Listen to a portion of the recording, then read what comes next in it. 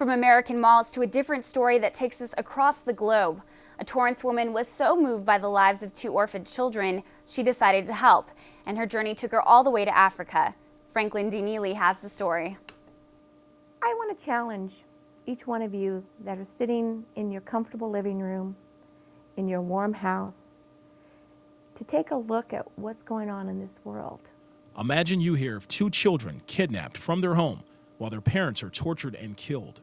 The children escape, but have no place to go. And as I'm walking through the muddy streets, roads of Kampala, outside of Kampala, I met 2 little girls, and they changed my life forever. 3 years ago, during a visit to Uganda, retired Secretary Sherry Roberts met Vicky and Lillian, who soldiers kidnapped in the middle of the night.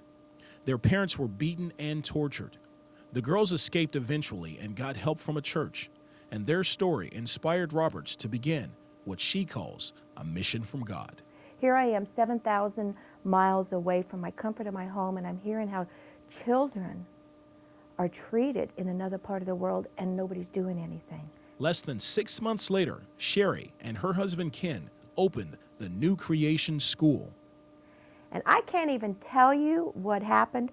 All I know is I describe it like this. I turned around and I had a school. I had 27 students and a staff of 5. I can't even tell you how the steps started, but it went from 5 to 27 overnight, and we were now officially a school in Uganda. The school grew, and so did Roberts' understanding of the many needs of the people there. Soon, Roberts and other volunteers immediately opened an orphanage and several medical clinics. Our goal is just to go in and try to change lives. Go in and let these people know that we care for them, help them out where we can with the medical supplies, go into the babies' orphanages, and just cuddle on these babies who don't get enough love. To fund the Loving One by One organization, Roberts spoke with her church congregation, and within the same day, members donated over $10,000. As for the rest of the funds, Roberts says she's not too proud to beg. I had to do what I called my Pride Buster letter, and that was write a letter to some of my friends and my family members and tell them that this is what I believe we're supposed to be doing, and if they could support me in any way, that would be great.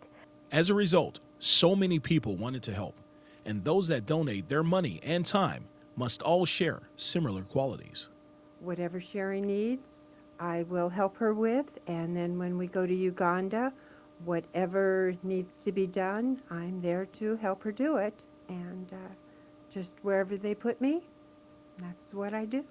And it's that Ugandan spirit that drives her to travel so far to help. And these people in Uganda, they have joy. They have a joy that we don't have.